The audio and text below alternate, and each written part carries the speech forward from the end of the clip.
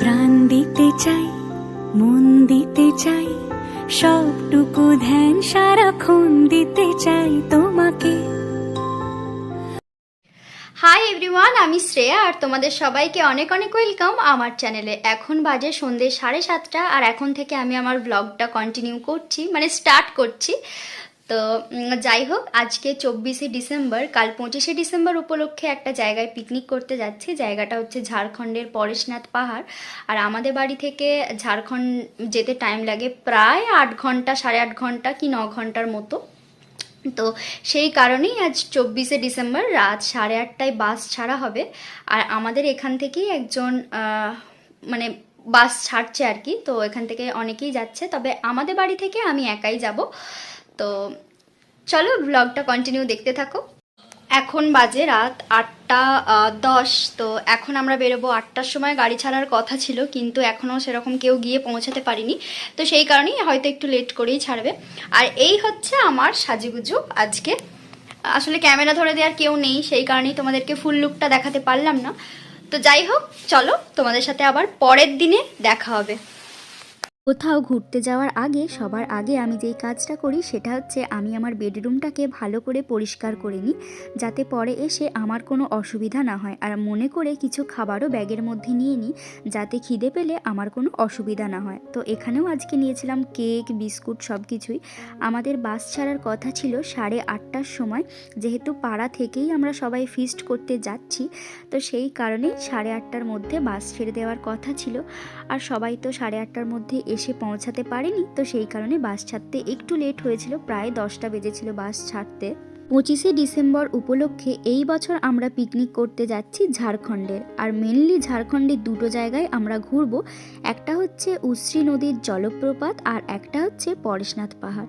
আর আমাদের বাড়ি থেকে ঝাড়খণ্ড যেতে সময় লাগে প্রায় 8.5-9 ঘন্টা। যেহেতু অনেকটাই সময় লাগবে, তো সেই কারণেই রাতের বেলায় আমরা একটা জায়গায় দাঁড়িয়ে ডিনারটা কমপ্লিট করে নিলাম। আর এখানে আমরা ডিনারে নিয়েছিলাম রুটি, তড়কা, আর ছিল একটা চাটনি যেটা ভীষণ সুন্দর খেতে ছিল, আর ছিল মূলো আর শশা। তো যাই হোক, প্রায় 8.5-9 ঘন্টা জার্নি করার পর ভোর 5:30টার সময় আমরা এসে পৌঁছাই। আর আমরা এখন আছি ঝাড়খণ্ডের উশ্রী জলপ্রপাতের একদমই সামনে, কারণ এখানেই হচ্ছে আমাদের পিকনিকটা। তো যাই হোক, সকালের ব্রেকফাস্টে ছিল ব্রেড, ডিম সেদ্ধ আর 2টো খেজুরে গুড়ের রসগোল্লা। আর সকাল সকাল এই মনোরম দৃশ্য দেখতে কার না ভালো লাগে বলো? আমার অনেক দিনের ইচ্ছে ছিল আমি অবশ্যই একবার ঝাড়খণ্ড যাব। তার কারণ সহজ পাঠে রবি ঠাকুরের লেখা উশ্রী নদীর ঝর্ণা দেখার আমার ভীষণ শখ ছিল। আর আজ তা চোখের সামনে দেখে আমার তো ভীষণ ভালো লাগছে। সত্যি প্রকৃতি কতই না সুন্দর। জানি না ফোনের ক্যামেরায় তোমরা চারিপাশের দৃশ্যটা কেমনভাবে দেখতে পাচ্ছ, তবে সামনে থেকে ভীষণ ভালো লাগছিল, যেটা ফোনে অতটাও বোঝা যাচ্ছে না। আর এই হচ্ছে আজকে আমার সাজুগুজু। আর যেহেতু আমরা আজকে এরপরও আর একটা জায়গায় যাব, যেটা হচ্ছে ঝাড়খণ্ডের পরেশনাথ পাহাড়, সেই জন্য আমরা 11টার মধ্যেই লাঞ্চটা কমপ্লিট করে নিয়েছিলাম। লাঞ্চে ছিল লবণ, লেবু, ভাত, ডাল, নবরত্ন, আর ছিল মটন, চাটনি, পাঁপড়। তো যাই হোক, এখানে আমরা পরেশনাথ পাহাড় যাওয়ার জন্য যাত্রা শুরু করে দিয়েছি। ঝাড়খণ্ডের সর্বোচ্চ শৃঙ্গ পরেশনাথ পাহাড়। ঝাড়খণ্ড আসবো আর পরেশনাথ পাহাড় আসবো না, এটা কিন্তু একদমই ভাবা যায় না।